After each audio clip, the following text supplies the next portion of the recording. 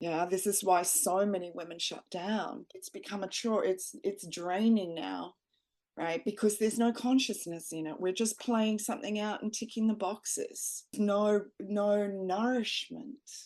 Yeah. To access the wisdom of woman, of femininity, of the cervix, of the womb, that requires a whole different approach. And you don't get that from conventional sex because we're moving, conventional sex is a limited understanding of what we think sexuality is.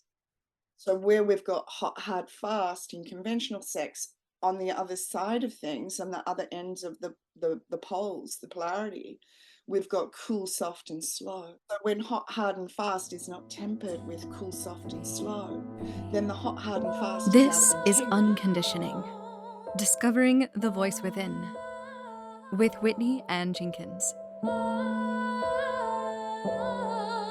Hello, and welcome to the 84th episode of Unconditioning, Discovering the Voice Within, where I bring on guests and we talk about the inner authentic voice and the challenges and the rewards that come from following it. This episode, I have with me Eve Glimma. Eve is a somatic sex educator, sexological bodyworker, and relationship counselor with a passion for holistic sexuality, somatic embodiment, and transformative relationships. She empowers individuals to navigate their sexual and relational lives from a place of deep self-inquiry and awareness. Eve's approach inspires others to embrace their sexual energy as their greatest teacher and see every sexual and relational challenge as a pathway to greater self-alignment, self-trust, and mastery. Eve is the author of Sexual Boundaries, Sexual Mastery, Limits That Set You Free, an Amazon #1 bestseller in women's sexual health, sex guides, and sacred sexuality. Arguably the world's most extensive publication on sexual boundaries, consent, and conscious sex conversations. Eve has a thriving practice in Byron Bay, Australia, with 22 years of conscious sexuality experience, and she offers private one-to-one coaching, sexuality bodywork sessions, and tailored programs, workshops, and retreats for individuals, couples, and small groups. Her teachings provide a profound journey of self-discovery, guiding clients beyond mainstream narratives to uncover the truth of who they are as an authentic sexual being. I found my conversation with Eve compelling and gentle and delightful and really incredibly relevant. And I'm so happy and honored that she chose to share her wisdom on my podcast. So I'm looking forward to sharing with you Eve Marie Glimma. I mean, I feel like if we just have an organic conversation and give you a chance for you to share your story and like your authenticity and how you came about and you're following it, I feel like that already is like sharing a lot of wisdom. And if things arise that I can offer to the conversation, then maybe we can also include those things. Yeah, sure. And I encourage you to be courageous. Yeah.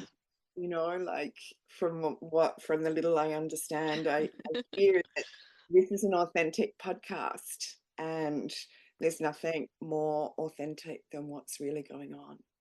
Exactly. Yeah. Okay. So I hear that your podcast is about an authentic voice. Yeah, Yes. speaking up, speaking out. Hmm. Yeah, like really following your intuition or authenticity, or some people call it the daimon or the duende or whatever you want to call it, that thing that drives you to make your choices in life. Beautiful. And I usually do begin the conversation with just one question. And I feel like this might be a really interesting question to ask you because of the nature of your work and, how you help guide people towards a very specific part of their authenticity. And so the question that I like to start off with is, when is the first time that you realized that you had an inner voice of your own that you were able to recognize and follow? Mm, mm. That's a good question. I've got it. Mm. I would have to say that the moment I realized I had an authentic voice, I was about maybe 7, and I was sitting in my backyard under the Hmm. mulberry tree Yeah. on my swing, and I was swinging, and the sun was hitting my face, and I had a voice that said, "You're here to do something incredibly special." And I can remember my eyes closed and a deep listening and a deep knowing that came from somewhere inside me.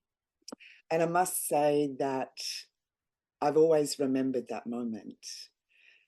And there's been many times where I've remembered my voice, and there's many times that where I've forgotten my voice. Yeah. And yeah, it is a continual remembering and forgetting and remembering and forgetting. But I do know the difference. What I've come to know is I do know the difference because I ask myself the question, who's speaking?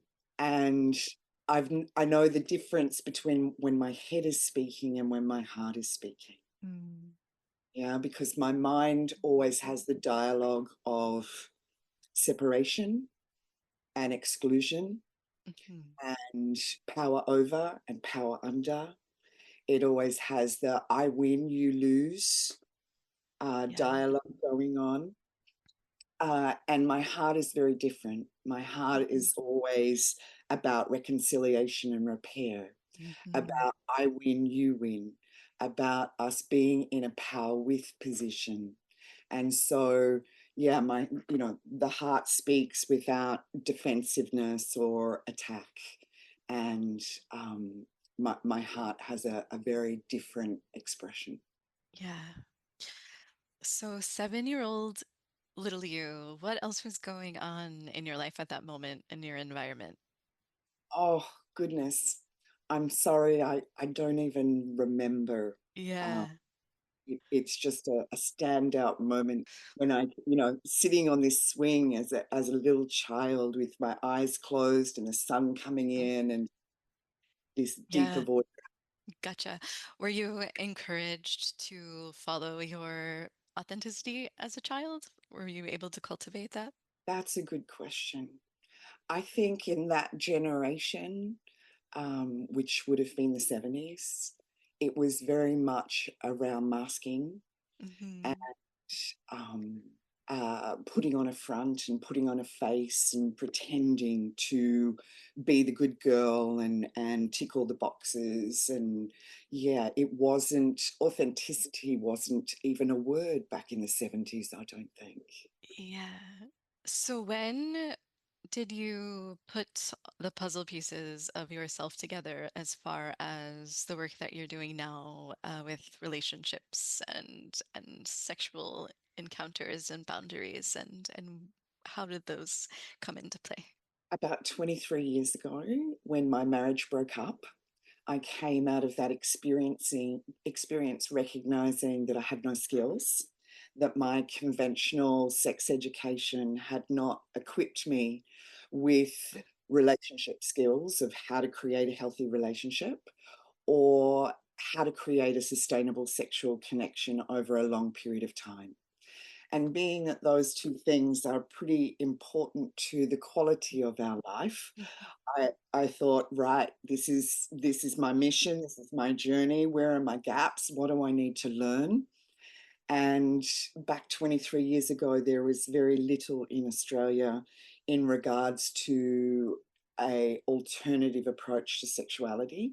There was a couple of things, and I booked into those. And as I started to do the embodiment practices of those, I started to feel a congruence between my head, my heart, my emotions, and my genitals that I'd never felt before. I really Mm. started to come alive.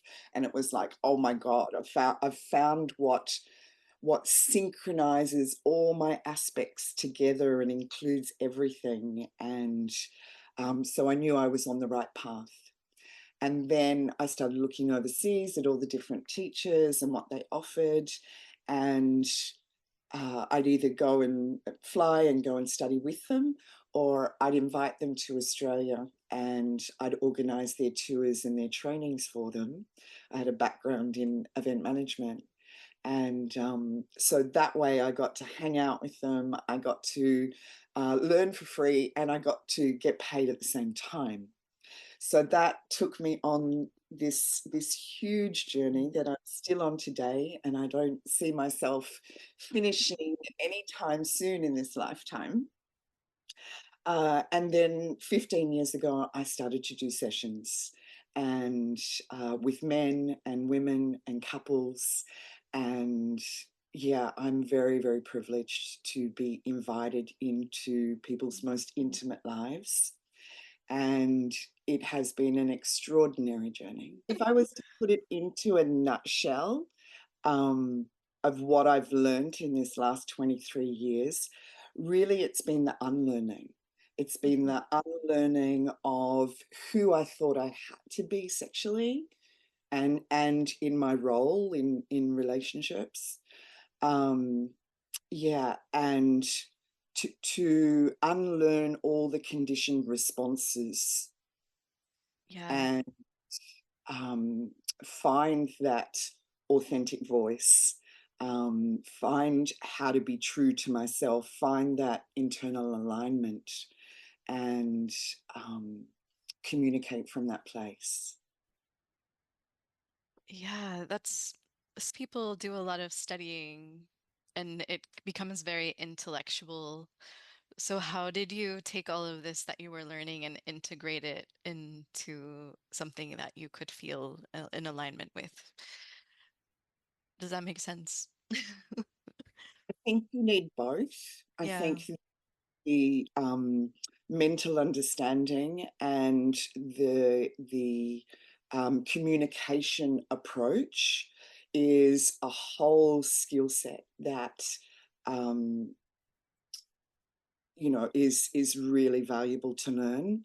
And then the second set of skills and tools that you need is the embodiment piece, is being able to go inside and be able to feel the different sensations of the body so that you can find um, that understanding of what it is that you need and what it is that you want and what your limits are in that.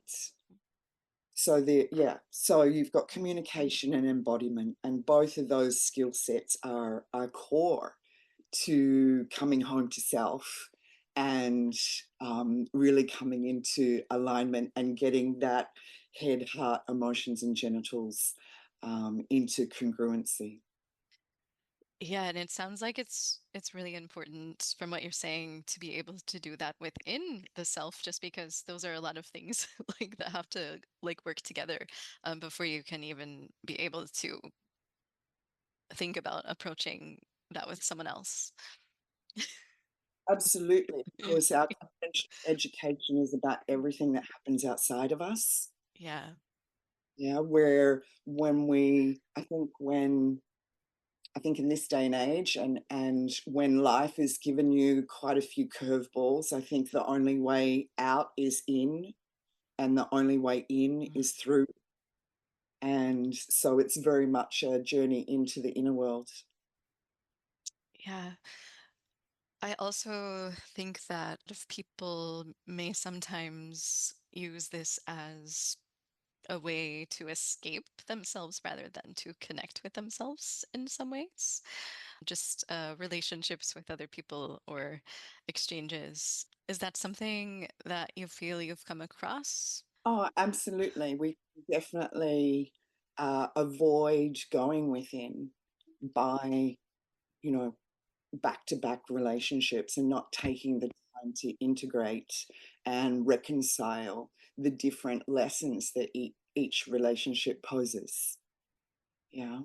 Um, I think there is a poignant moment that happens when we realize that the greatest relationship I'm ever going to have is this one with self, and that all relationships outside of myself are reflecting back to me the quality of the relationship I'm having with myself.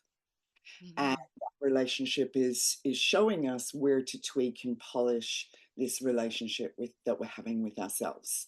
So when we come from that central place rather than the attachment to the outward focus, I think the position of really having ourselves, of really owning our experience, of being really responsible for the life that we're having, I think everything changes at that point because it's no longer about what's going on outside of you.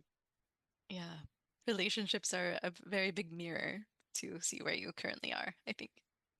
Absolutely, absolutely. Mirroring back to you exactly Mhm. what you need. There are no mistakes. Yeah. Yeah, and I guess like sometimes you do need that in order to be able to see the mirror, because if you're just with yourself, it's hard to to see the mirror. Yeah, I think there is there's a huge amount of work we can do Mhm. ourselves. Yes.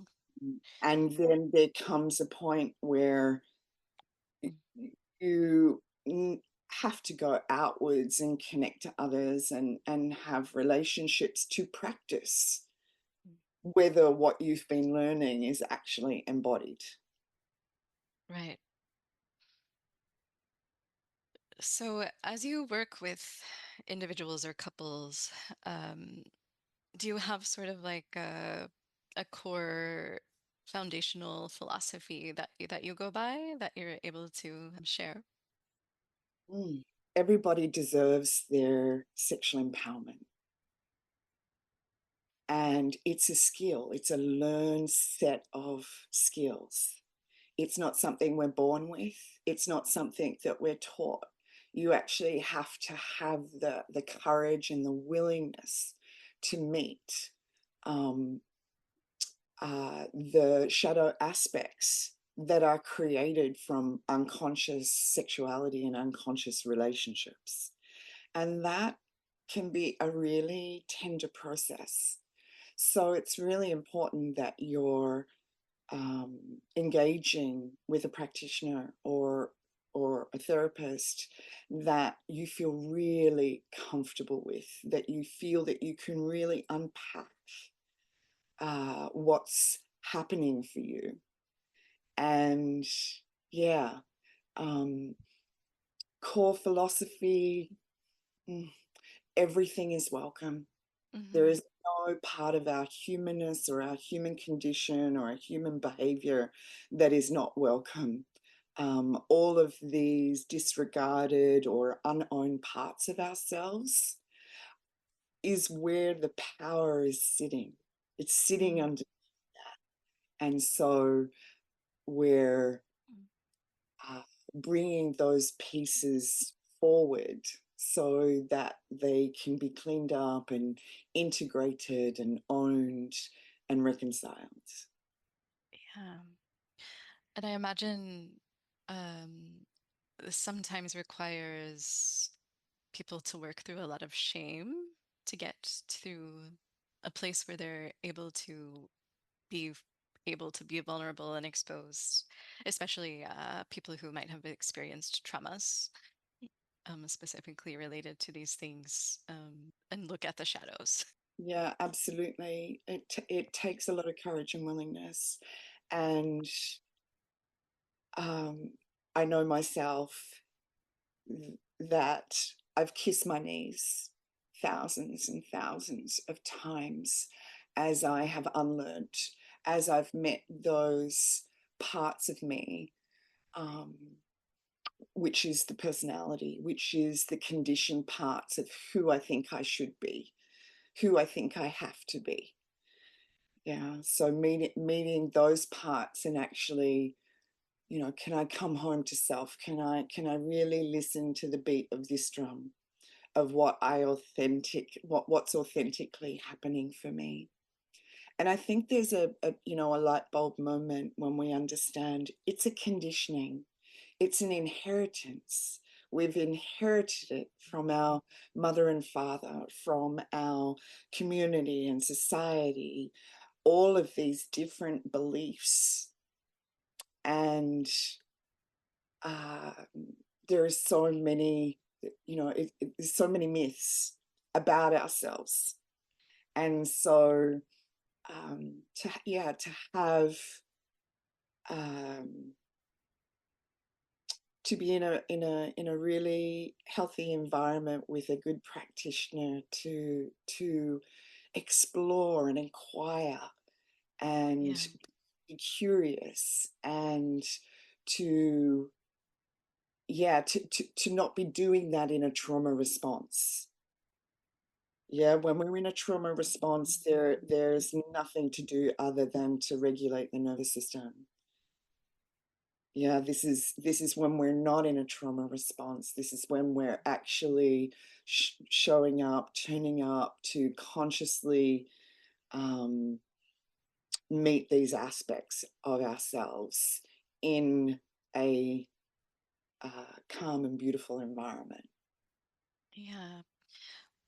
Are you able to speak in terms of energetically about like the sexual energy and desire and like what that even is and how that can sometimes have a negative connotation, but also it sounds like you're cultivating a way for people to embrace that with empowerment. Yeah, absolutely. So again, back to that bulb moment of understanding that we've been sexually conditioned. Yeah, the way that it has been offered to us comes through suppression. And with suppression always comes shame. Yeah.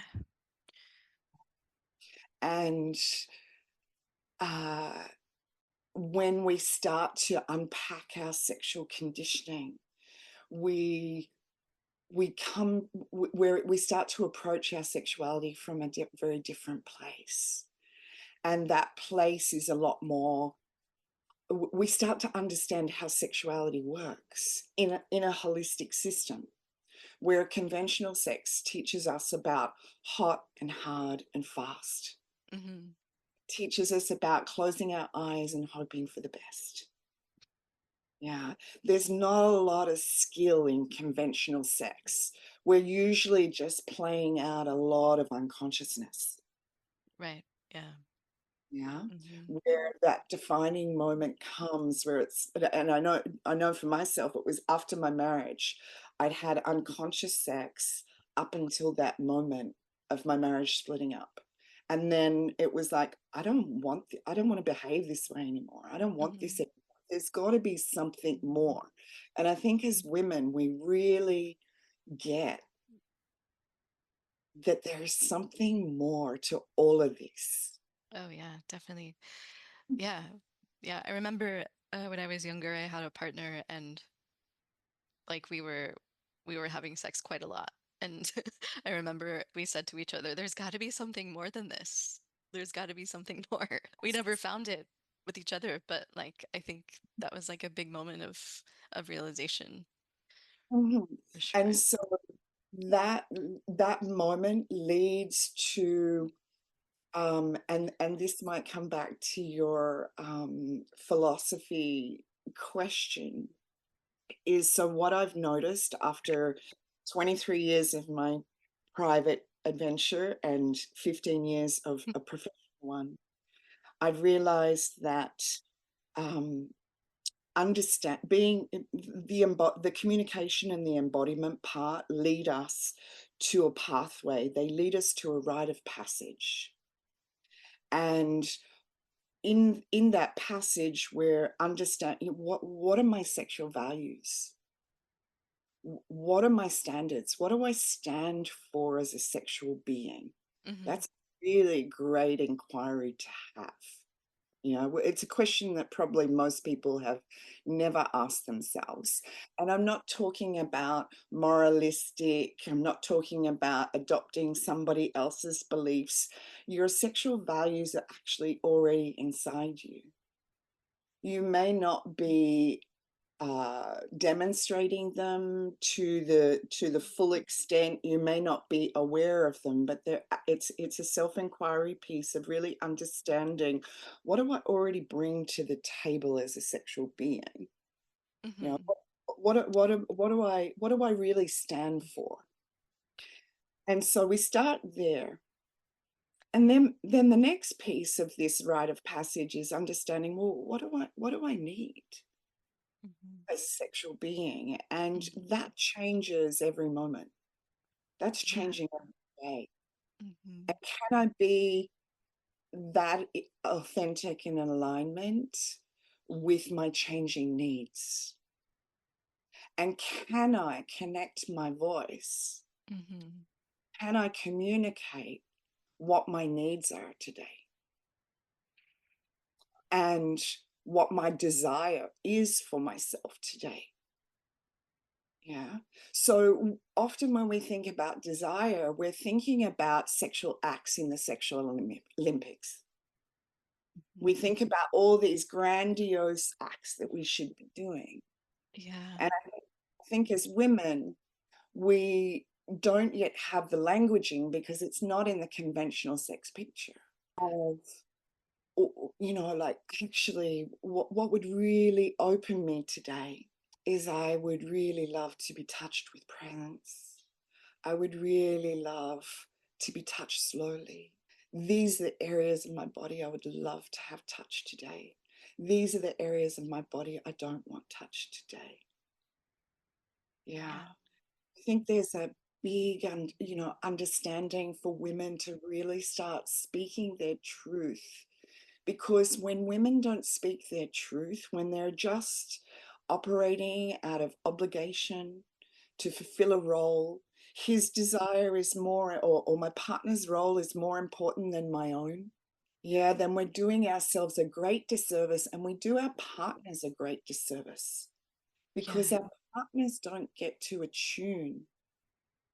They don't get to learn how to use their incredible sensitivity in a way that attunes to us. I want to just finish this piece.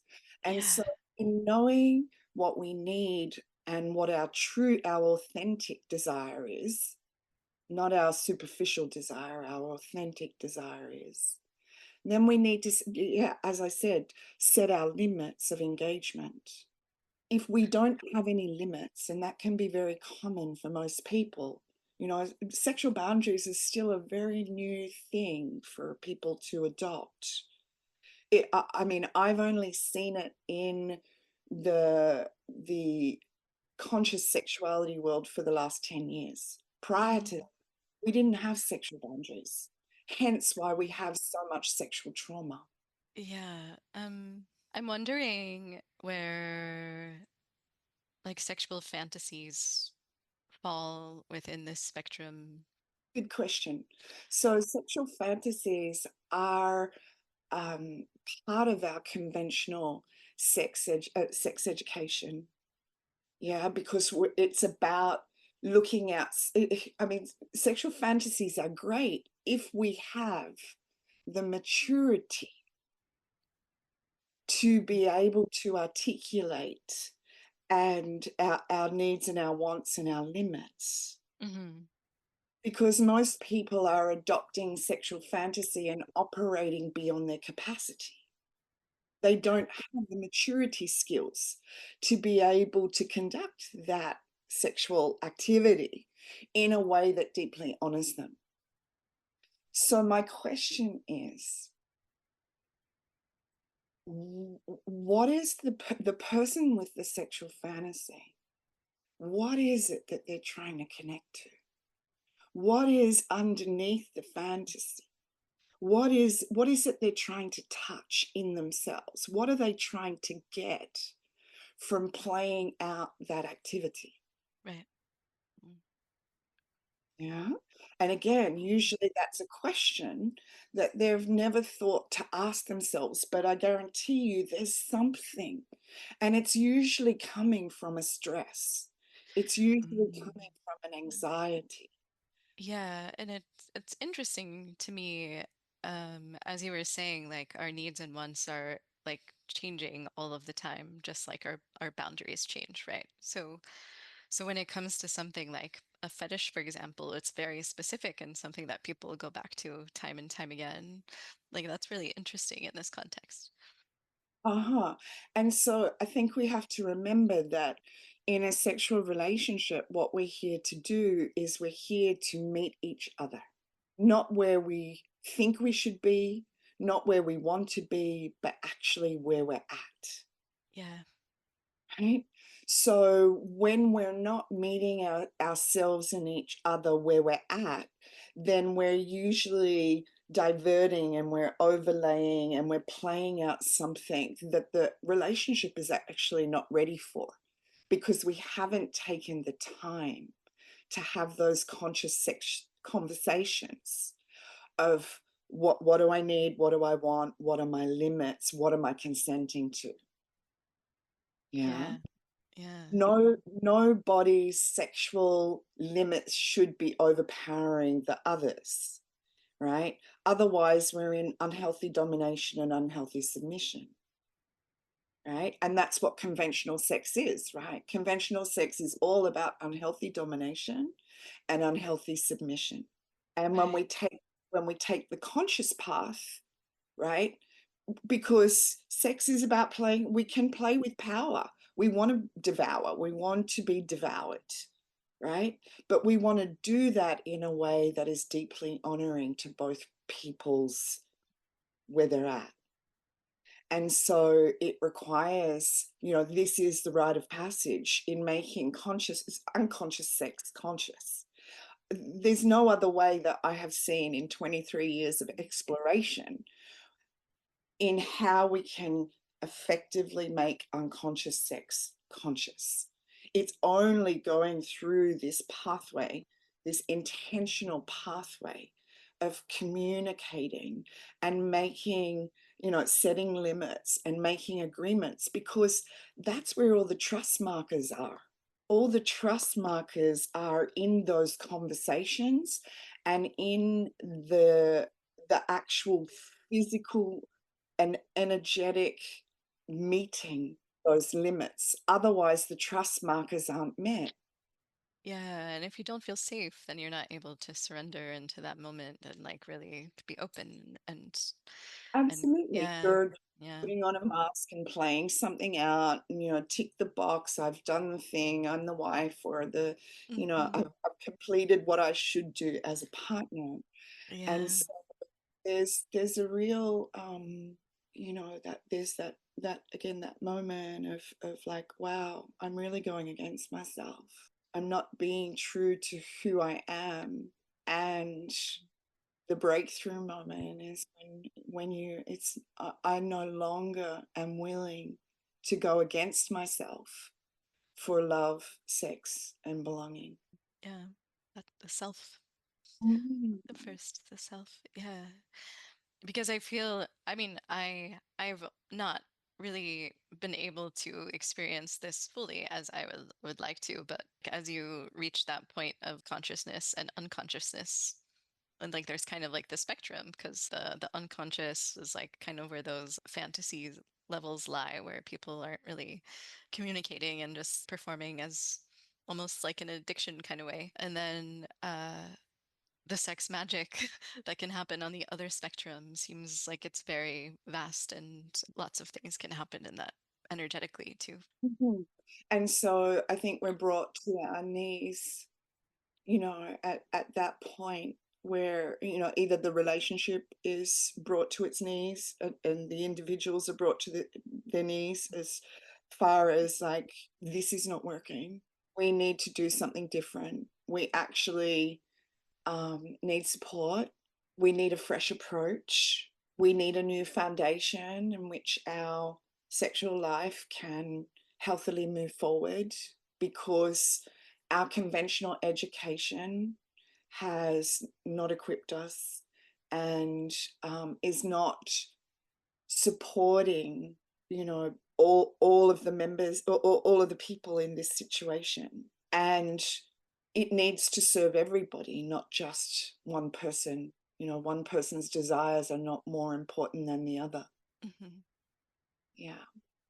Yeah. We're given a lifetime because it takes a lifetime Mm. to unlearn. I'm still unlearning. I'm still practicing. I'm still making mistakes. Yeah. Yeah, But there's a lot that I have reconciled in my being and a lot that has integrated and just become a normal part of my of what I hold in myself. yeah, which is why my podcast is called Unconditioning. So No mistake with you today. it's so refreshing to be able to to have conversations like this. Actually, I feel like Yeah, it's so they're needed. breath You know? Yeah. they're breaths of fresh air, right? Hmm. Just like, oh, where you that's what we're listening for. Where's that authentic voice? Yeah. Who's got that level of aliveness and realness in their being Mm. that they're transmitting a a message that makes sense. That's what we're all wanting to hear because the voices of hot and hard and fast and going against yourself and I mean this is why trauma has become so big. Yeah, yeah. I mean, I know for myself I've had a big change in like I used to use sexual experiences as an escape because I had so much like trauma and like would disconnect from myself and dissociate, you know, in Mhm. those moments. But like working through things and learning to come back to myself and love myself, like I don't want those experiences anymore. Right? I want to be able to be present and have that experience. So it's interesting, like having been on both sides of that. Absolutely. And I think Yeah. all of us, well, hopefully as many people as possible get to the other side of that where they've just had enough. It's a clear no from me. I'm not wanting to operate in this way anymore because it's creating those survival strategies in me Hmm. where Yeah. I'm associating, where I'm fighting, where I'm freezing, where I'm shutting down, where I'm in pleaser mode. I'm doing all of those strategies, yeah, and going against myself rather than taking the time to communicate, to come into a place of relaxation. Yeah. Arousal through Mm. relaxation Ooh. is is a very new thing for most people. And I that's how I work with people where because I'm a sexological body worker as well as a relationship counselor and sex educator. And so for most people, they've never experienced what it's like to be relaxed in their arousal, to not be bracing, Mm. Yeah. yeah, to have a relaxed nervous system, to have done that rite of passage and had that conscious sex conversation before they move into touch so that they've set up an intentional container for the sexual experience to unfold within. And I have. I know that, a lot of people say to me, but Eve, what about the spontaneity? Right? And I say, well, hang on a moment. Let's look at your conventional sex conditioning. Let's look at, where is the spontaneity in that? Because it's a conditioned approach. You're ticking the boxes. Oh, I've given her the look. Now Mm. I've given her the kiss. Now I'm going to undo the bra strap. Tick, tick, tick. Now we're going to do some breast work. Now I'm going to go down on her. Now we're going to have penetration. Tick, tick, tick. There's no spontaneity in habit and pattern. And Mm. that's predominantly what conventional sex is. Yeah, playing out patterns and habits. Where when you set a conscious sex container, prior to touch, then the container is set. Everyone knows what their limits are, what they're honoring, what's involved. We're in awareness. And um, yeah, and so then the true spontaneity can occur within that container. This is gonna get a little tangenty maybe, but I think it's really interesting because So I'm currently getting my PhD in psychology, and my my focus is on performers and boundaries, specifically actors who are in intimate scenes and how sometimes those relationships carry over into real life, but also like the intersection of creativity and sexuality. And you're talking about spontaneity and being able to like find arousal through relaxation. And when you're an actor or a performer or a musician, like I feel like when you're in the flow of that zone, there is like a certain like relaxation that you're getting into that might be able to make that connection, and why like a lot of performers are turned on or aroused or like bring that into their life. Does that make Mm. sense? So yes, but what I see in an acting, like we're talking about a play here. We're talking about a drama, and in that drama, the way that sex is portrayed in drama is through the hot, hard, and fast lens. It's about intensity. It's about bringing that drama, and Hmm. so that's what's cemented into our being, that's what sex is. Yeah. And so what, like otherwise, like it may be a 2 hour scene, right? And that's not going to happen. Right. Yeah, like for people to actually slow down and have the self connection and be able to notice the sensations that are happening and being able to call pause, being able to say stop, being able to ask for something different if it's not working for them, being able to communicate their changing needs.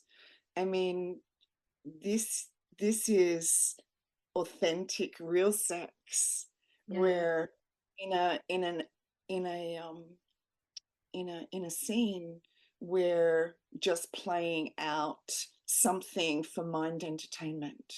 Yeah. It sort of connects to the fantasy, I guess, in a way. Yeah, Yeah. yeah. Well, it's like porn, right? Yeah. It's just bringing us to the intensity, right? Because that's what conventional sex in is. It's all about tension. Yeah, but the tension's out of integrity. So there's excessive tension because we're not actually relaxed in our nervous system. Yeah. We're in strategy, we're in agenda, we're trying to get something. Yeah. It's very like dopamine centric. Absolutely. Yeah. Absolutely. That's the addiction, right? We're trying to get that hit, right? And the crazy thing is that we're quite often we're chasing, we're pushing for that orgasm. It's all about tensing our bodies and our being to push to what to have a few seconds of let go of sensation so that we can actually relax. Mm. Mm-hmm. Uh-huh. Uh-huh. Mm-hmm. I was having a conversation with a doctor last week, and he was saying, "Oh my God, sex is just such a good stress release for me." And I said, "Hmm." I said, Mm-hmm. "So what I'm hearing here is that your stress management is not what it could be." He said, "Say more." And I said, "So what you're telling me is that you're running your stress through your genitals." Mm-hmm. Yeah. And I said, and so you're taking your stress through your genitals and you're planting that in your lover's womb, right? Mm-hmm. Mm. Because Oh, when we're boom, right? Because when we're running all yeah. of that stress, it becomes it's draining to the system. Mm-hmm. It's not replenishing the system. Yeah, this is why so many women shut down, Yeah. because it's become a chore. It's draining now, right? Because there's no consciousness in it. We're just playing something out and ticking the boxes. Yeah, there's no nourishment. Yeah. Right. And so to access the wisdom of woman, of femininity, of the cervix, of the womb, right? That requires a whole different approach. And you don't get that from conventional sex, because we're moving, conventional sex is a limited understanding of what we think sexuality is. So where we've got hot, hard, fast in conventional sex, on the other side of things, on the other ends of the poles, the polarity, we've got cool, soft, and slow. Mm-hmm. So when hot, hard, and fast is not tempered with cool, soft, and slow, then the hot, hard, and fast is out of integrity, which is why our body throws up all these symptoms: ejaculating early, erection challenges, genital numbness, UTIs, like all of what we call sexual dysfunctions are Yeah. the body's way of saying, hello, alert, alert, you're not approaching me in the right way. It's a warning sign, yeah. Yeah. And so the cool, soft, and slow is where the communication is. It's where the receptivity is. It's where the relaxation is. And so, as women, until we start to honor our true femininity in sexual relaxation, we will continue to play out this stressful sexual experience where we're not educating our men of what we really want. And there's another layer here too, there's, there's the maiden, and of course the maiden is being driven by her biology, by her hormones.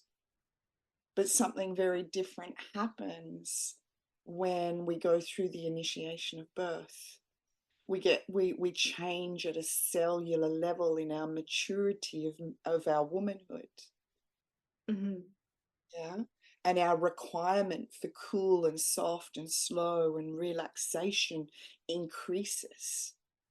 Yeah. But because we don't have the languaging, we don't have the wording, we don't have that exampling, because conventional sex is only on the active. It doesn't give us the skills of the receptive. Mm-hmm. Right. Both in men and in women. Our men are not learning how to be receptive. They're not learning how to surrender. Yeah. So if our men can't feel it in themselves, I mean, again, we go back to the mirror. If our men are mirroring their relationship to their internal feminine with the woman outside of them, when their conditioning has been, no, no, no, shut down the receptive side of your nature, that's weak, that's not allowed. Mm-hmm. Yeah. So their relationship to their own internal receptivity is a whole journey of them redefining what their masculinity is. And when they take that journey, it's so amazing. I work with men all the time, and to see men start to really slow down, to see what's underneath their stress. That's really interesting. As far as like I'm thinking about divine feminine, divine masculine energy. Well, they're not separate; they're within each being. Right. Yeah, that's what we're doing. We're reconciling to come to union within each being. And we've got our the masculine aspects and the active aspects, and the feminine receptive aspects within each human. We're a whole human being. We're not a partial human being. Right. Yeah. Although our conditioning would have it be otherwise. So Yeah. it's kind of like we're at that, that matrix moment of red pill, blue pill. Yeah, we can take the blue pill and, brush ourselves off and wake up the next morning and pretend that nothing's happened. Or we can take the red pill and start to go inwards and do the self-inquiry and self-awareness journey of of who I am beyond my conditioned sexual responses. Beautiful. If people would like to work with you in any capacity so that you can help them with your wisdom of all the things that we've been talking about, what would that look like?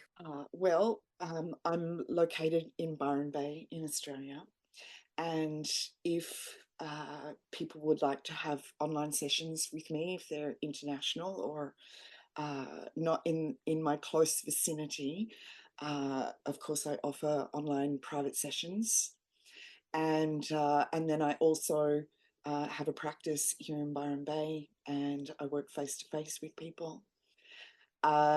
Maybe a month ago, I brought out a book that I've been writing for 4 years, which is a complete. Uh, um, it's called Sexual Boundaries, Sexual Mastery, and it is it is pretty much the last 23 years refined into a holistic system of how Mm, to create healthy sexual relationship and how to maintain healthy sexual connection. And yeah, uh, yeah, the reviews are coming back in that are, people yeah. are like, oh my goodness, to be able to see sex in its wholeness, in such a defined, refined way. Yeah. Uh, yeah, so that's available, and that you can get that on Amazon. I have a website which is www.tantrabyronbay.com, and I also have sexualboundaries.com. Yeah, that's how Yeah, people. all right. I'll put all of those links into the show notes so that people can click on them really easily and be able to find you. Awesome. So, is there anything else that like is on the top of your mind or your heart that you feel like would be worth sharing? Mm. This journey of sexual empowerment is the moment that you choose you, is the moment that you choose to go beyond your sexual conditioning and really come into alignment with who you really are as a sexual being. And, I'm very passionate around our teens.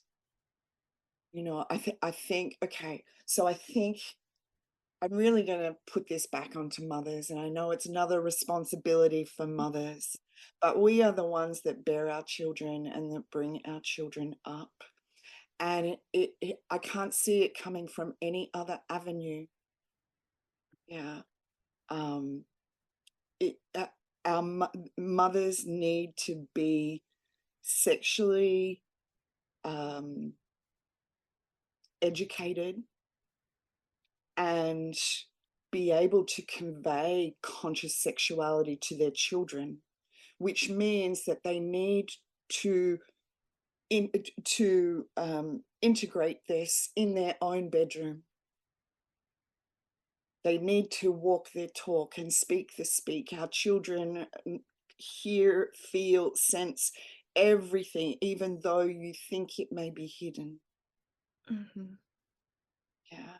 And so, as women, as mothers, it is up to us to educate ourselves, to learn how to hold our own, to learn how to trust ourselves, and to really connect and advocate for ourselves in the bedroom. We need to turn we need to turn this around. In your country right now, there is one sexual assault every 68 seconds, and Mm, every 9 minutes it's a child.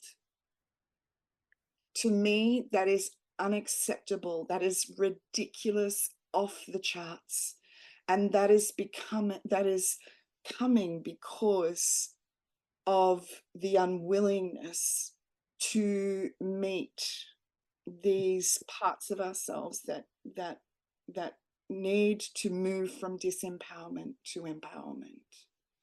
And I can't see any greater endeavor or self-development purpose than to create healthy power for yourself.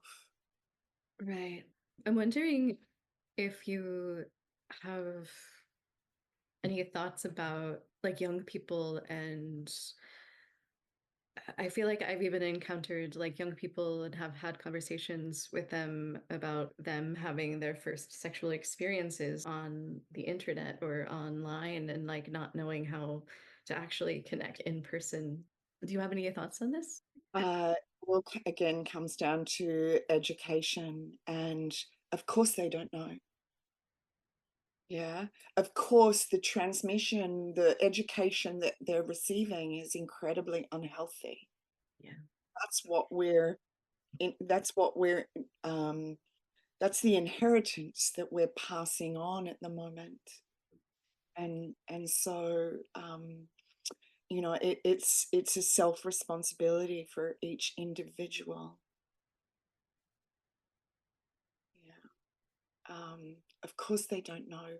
None of us knew. Most people still don't know, because it's so ensconced in suppression and shame. And until we draw our own line in the sand, until we say that's enough now, until we start to build our power, and there's a part there's that thing of that sentence of I gave my power away. But the truth is, we never had the power in the first place. You can't give away power that you actually never had. It's a conscious choice to build your sexual empowerment. Yeah. Yeah. And it's up to each individual to choose that. And that's why I'm saying, especially to mothers. Yeah. Because as mothers, we have the power to educate our children differently. Yeah. But we must do it for ourselves first. So I usually wrap up the conversation with this last question, and sometimes it can go on longer, and sometimes it can be like really succinct. It's, if your inner voice had a billboard, what would it say to the world? I did mention it before. You do not have to go against yourself for love, sex, and belonging. Excellent. I think that about sums it up. Thank you so much for all of your wisdom. Thank you for having me. It was really lovely to be here, and thank you for allowing me the space to share my experience. Thank you so much for joining me this week. If you're listening and you like what you hear, please consider subscribing and rating this podcast, as it really helps get this podcast out to other people who might be interested in hearing it but don't know about it yet. And also, if you'd like to contact me or reach me, you can reach me at unconditioningpodcast@gmail.com or unconditioningpodcast on Instagram. Thank you so much, and until next time, stay tuned in to you.